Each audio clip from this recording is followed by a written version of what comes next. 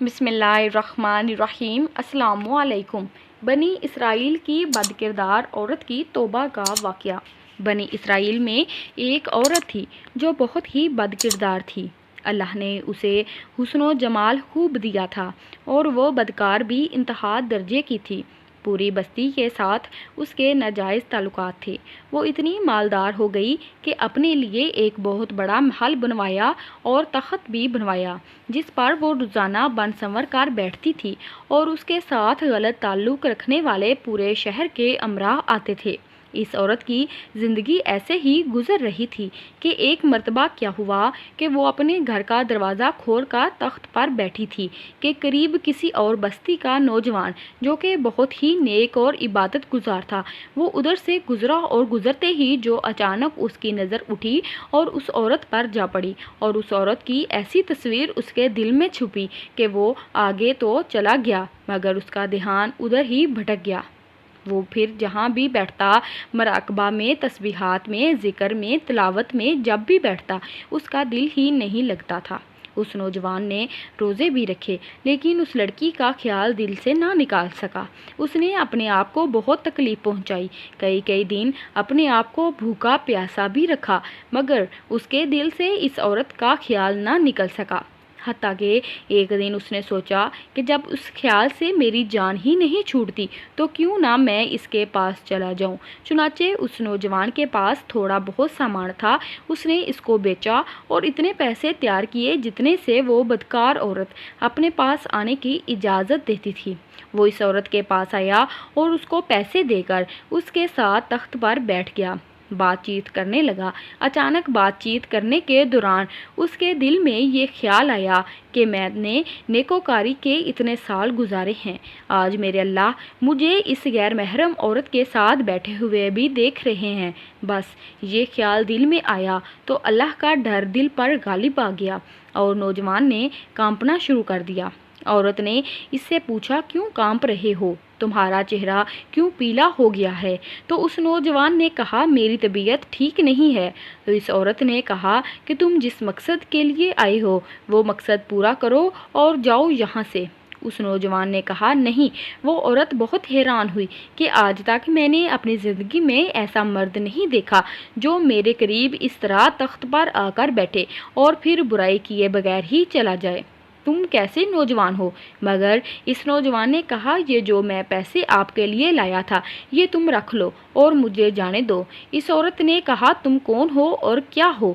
اس نوجوان نے بتایا کہ میرا نام فلاں ہے اور فلاں بستی کا رہنے والا ہوں، اور میرے دل میں یہ خیال آ رہا ہے کہ میں نے اتنی عمر مصلی پر بیٹھ کر گزار دی ہے، آج میرے اللہ مجھے تیرے ساتھ بیٹھے ہوئے بھی دیکھ رہے ہیں۔ بس اس کے بعد اس نوجوان کی آنکھوں میں آنسو آ گئے اور وہ وہاں سے چل پڑا۔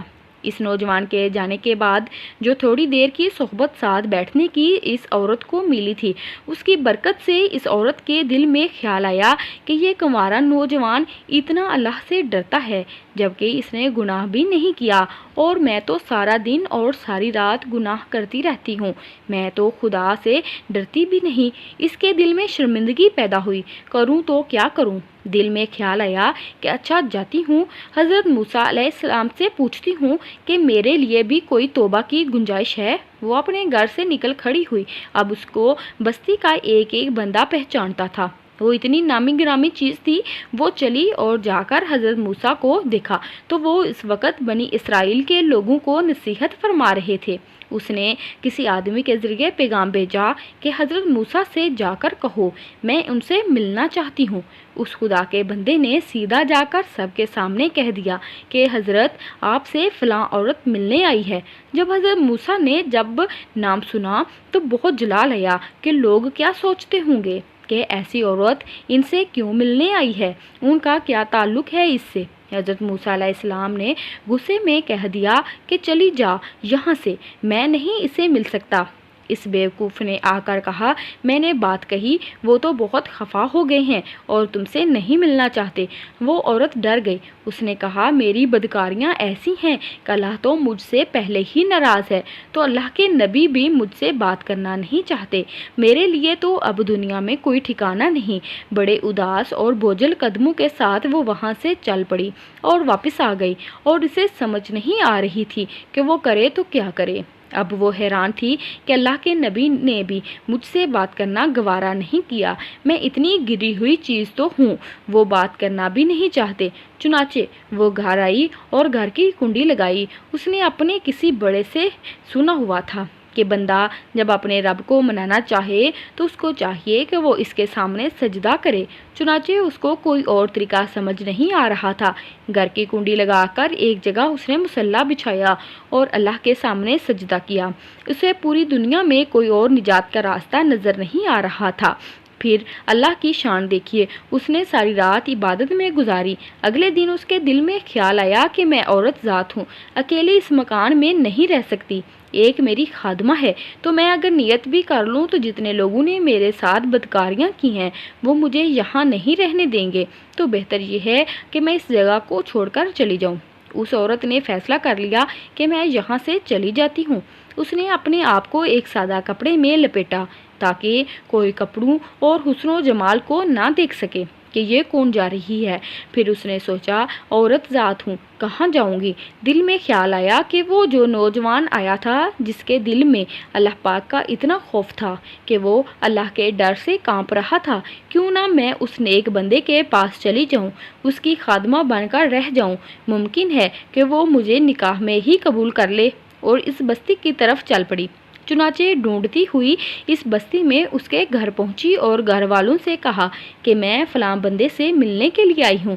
تو اس کے گھر والوں نے کہا کہ اس کے ذکر اور عبادت کا معمول ہے اور وہ کمرے سے اتنے بجے نکلتا ہے، تم ایسا کرو، انتظار کر لو۔ چنانچہ اس نے کہا، میں انتظار کر لیتی ہوں۔ وہ انتظار میں بیٹھ گئی۔ جب انتظار کرنے بیٹھی ہوئی تھی تو اچانک اس نوجوان نے دروازہ کھولا۔ اس کی نظر اس عورت پر پڑی، یہ سامنے بیٹھی ہوئی تھی۔ جب نوجوان نے عورت کا چہرہ دیکھا تو اس نوجوان کو اپنا وہ وقت یاد آ گیا جب میں اپنے مسلح کو چھوڑ کر اس کے تخت پر جا بیٹھا تھا۔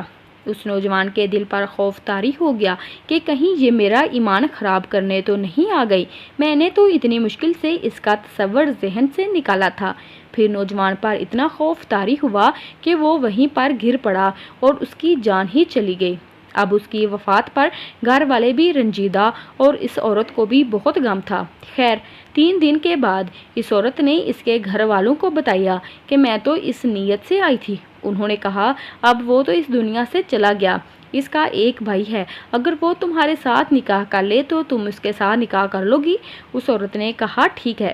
جب اس کے بھائی سے پتہ کیا تو اس نے کہا، ٹھیک ہے، اگر پہلے یہ ایسی عورت رہی ہے اور اب توبہ کی نیت کر چکی ہے تو میں اس کو اپنے نکاح میں قبول کر لوں گا۔ چنانچہ اس عورت کو اس کے بھائی کے ساتھ نکاح ہو گیا، اور اس عورت کو اللہ پاک نے 7 بیٹے عطا فرمائے، اور 7 بیٹے بنی اسرائیل کے اولیاء میں سے گزرے ہیں۔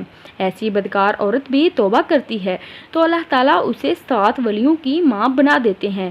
وہ رب کتنا غفور ہے، بے شک سبحان اللہ۔ چینل کو لائک، شیئر اینڈ سبسکرائب ضرور کیجیے گا۔ جزاک اللہ خیرہ۔